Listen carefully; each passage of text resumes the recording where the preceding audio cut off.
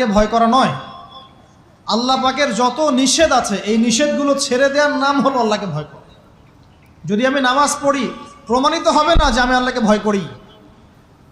আর হারাম ছেড়ে নামাজ পড়েন, হালাল খেয়ে নামাজ পড়েন, প্রমাণ হবে আপনি আল্লাহকে ভয় করেন। নামাজ পড়াটা একটু সহজ কাজ, কিন্তু এই হারাম রিজিক ছেড়ে দেওয়া এত সহজ কাজ নয়।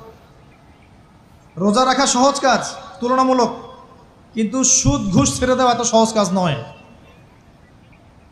তাসবিহ তাহলিল করা সহজ কাজ, কোরআন তেলাওয়াত করাও সহজ কাজ তুলনামূলক, কিন্তু ওই বোনের সম্পত্তি তাকে ফিরিয়ে দেওয়া এত সহজ নয়।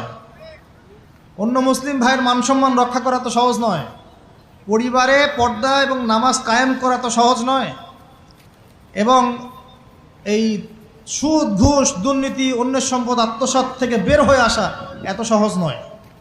তাকওয়া মানে কি? পরিপূর্ণরূপে ইসলামে প্রবেশ করা, আল্লাহ পাকের